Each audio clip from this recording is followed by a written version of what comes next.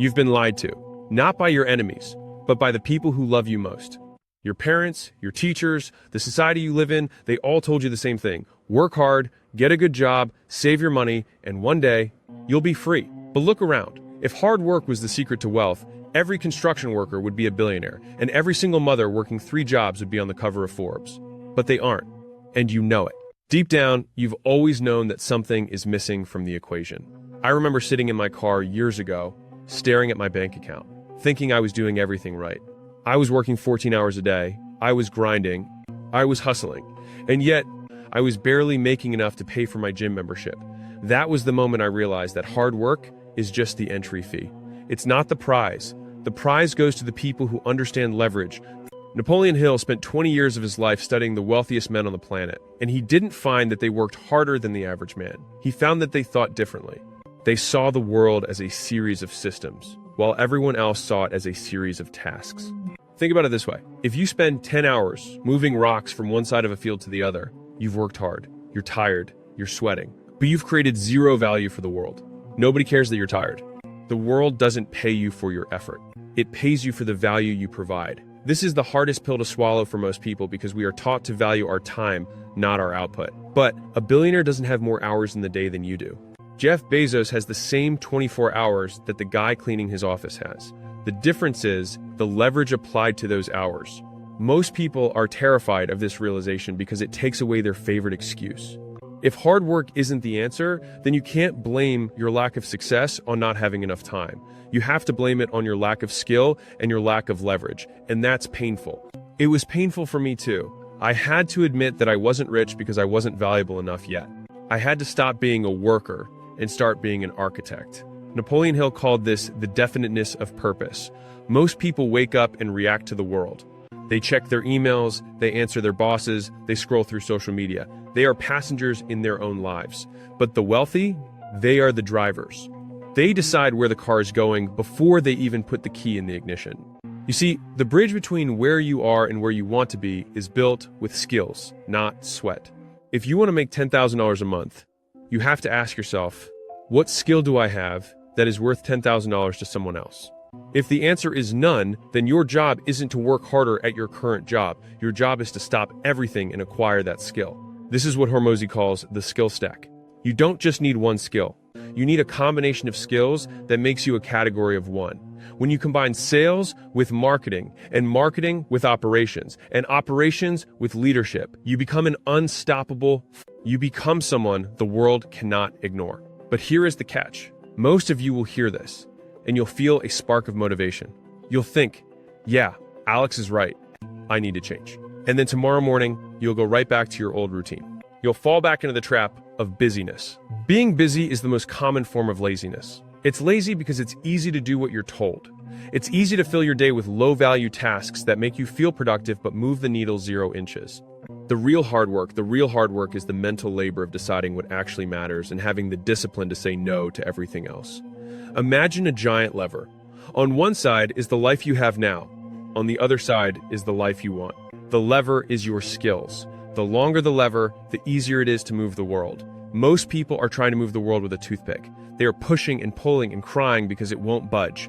My goal for you today isn't to give you a bigger toothpick. It's to show you how to build a skyscraper-sized lever.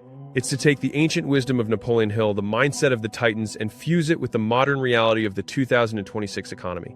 Because the rules have changed, but the game is the same. The game is value. The game is leverage. And if you aren't playing the game, you're the prize that others are playing for.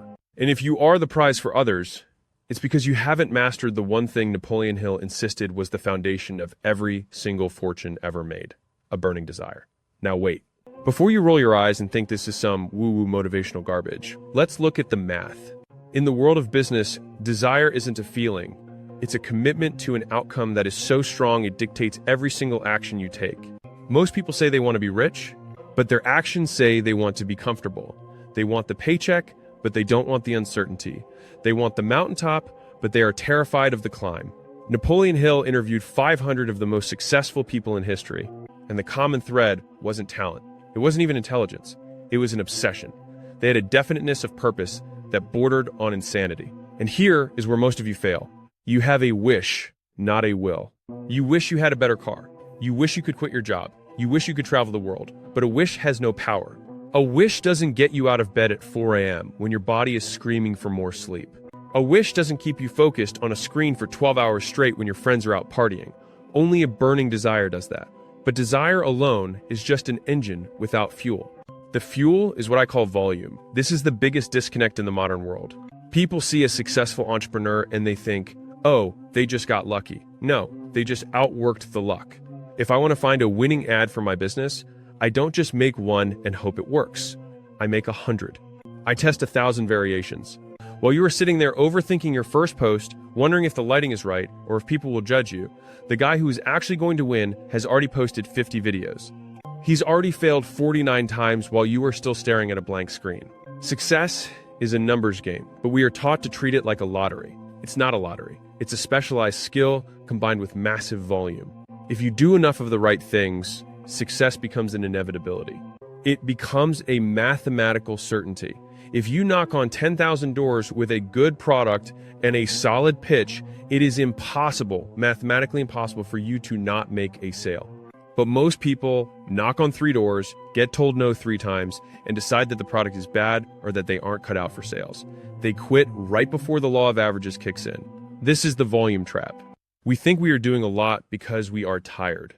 But feeling tired is not a metric of success. Your effort is irrelevant to the market. The market only cares about the result. Napoleon Hill talked about the mastermind, the idea that you need to surround yourself with people who push you. Why? Because when you are alone, your volume is limited by your own small perspective of what is possible. When you see someone else doing 10 times what you were doing, your entire reality shifts. You realize that your maximum effort was actually just a warm-up. I see so many people in 2026 trying to use AI as a shortcut to avoid the work. They want the AI to write the script, record the video, and make the money while they sit on the couch. That's not how it works. AI is a multiplier. If your input is 0, 0 times 1,000 is still 0. You have to be the primary mover. You have to be the one with the vision. The technology is just the hammer. You still have to be the one swinging it. The wealthy understand that time is the only non-renewable resource. Every second you spend complaining about your circumstances is a second you could have spent changing them. Every minute you spend consuming someone else's content is a minute you aren't creating your own. Wealth is built in the shadows. It's built in those lonely hours when nobody is watching, when there are no likes, no comments, and no claps. It's built in the boring, repetitive tasks that everyone else thinks are beneath them. Napoleon Hill said, "Every adversity, every failure, every heartbreak carries with it the seed of an equal or greater benefit." But most people are too busy crying over the heartbreak to look for the seed. They stay in the failure. They let the failure become their identity. I am a guy who failed. No, you are a guy who is currently being educated by reality. The price of that education is the failure. Pay the price and move on to the next lesson. You have to decide today, are you a consumer or a producer? The world is divided into these 2 groups. Consumers pay for the lives of the producers. Every time you buy something, every time you click on something, you are putting money into the pocket of a producer. If you want to be rich, you have to switch sides. You have to become the one who provides the value, the one who solves the problems, the one who takes the risks that no one else is willing to take.